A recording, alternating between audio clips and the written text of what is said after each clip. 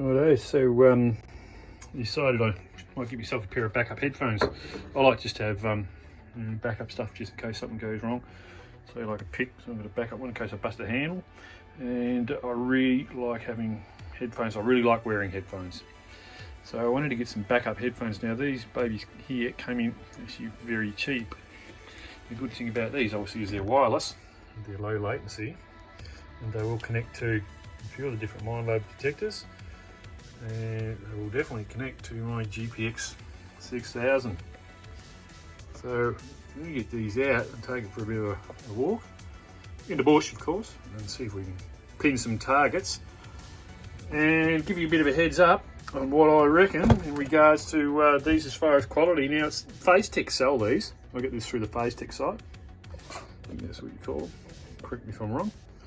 And generally they sell good gear all the time. I've bought gear off those guys before when I had the STC. All their gear was absolutely magnificent. And the steel phase headphones, I must say, were some of the best headphones I've ever used, the steel phase ones. Anyway, time to check these puppies out. What's in the box? Well, in here you've got yourself a USB charge point. You've got yourself also a Canon plug there that if you want to plug it directly into your unit and run it as a leaded type of headphone, you can. It's not a curly one there, but it's a straight one, but just in case for an emergency backup there. I suppose I've got that backup for the GPX stuff there, but I just like the zero cord part there. The charging lead there. Got a bit of a bag. It's always handy. A bag to chuck them in, look after them, bit of longevity. A few instructions there. Us blokes don't read instructions, so we'll just plug it in and go. You can see Quest actually make a few other things there as well with your pin porters and whatnot by the look at that.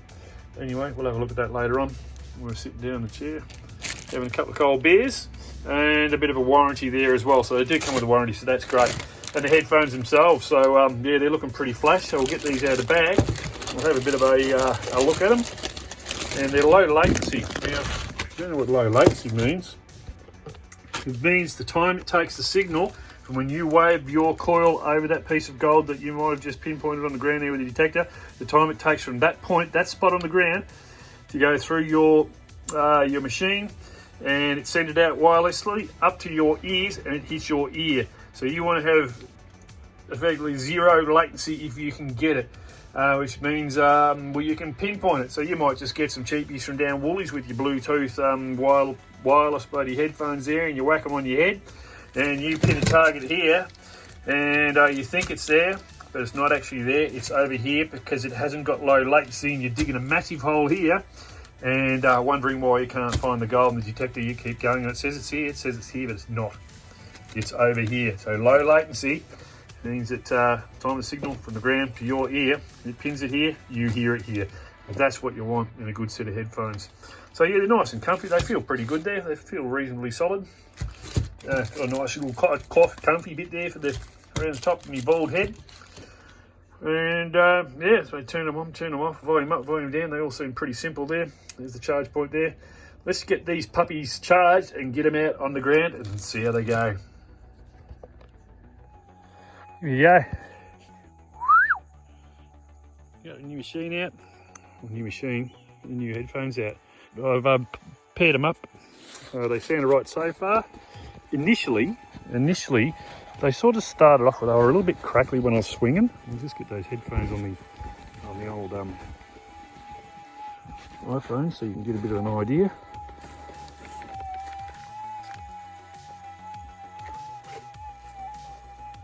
Very noisy ground here. It is absolutely saturated ground. So it's certainly going to make things a little bit difficult. But anyway, I'm going to progress on here. I'm going to stick these back on my head and see how we go. So the Quest headphones. So what's my honest opinion? So I took them out today. I didn't actually have any luck on the goldfields, but I got out there and give it a go. I think the downside was because of the saturated ground. Just the ground was just so noisy, which was crazy. But it was all about testing these out. I wanted to see how they go in comparison to the Minelab headphones. So they're Minelab ones, and I bought these as a backup, purely as a backup, just in case I go down.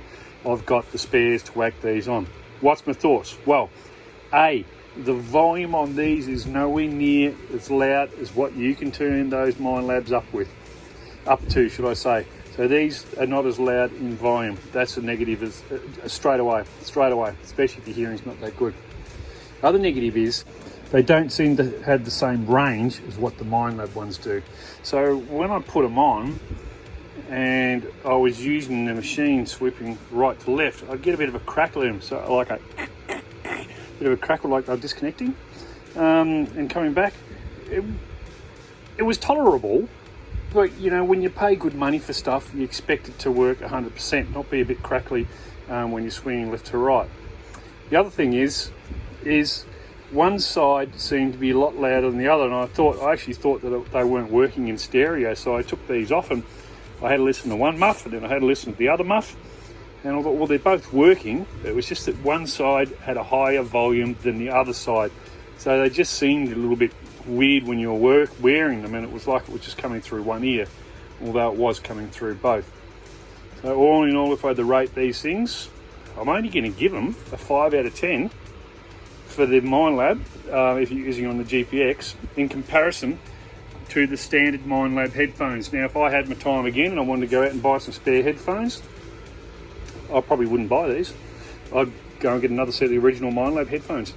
But the negative side of that is they're going to set you back, you know, you're $300 or something, where these were 149, 179, something like that. So these are a lot cheaper. But hey, at the end of the day, them are backup ones. So I just hope I don't have to use them, and I'm sticking with those. Hands down, Minelab, bring it on.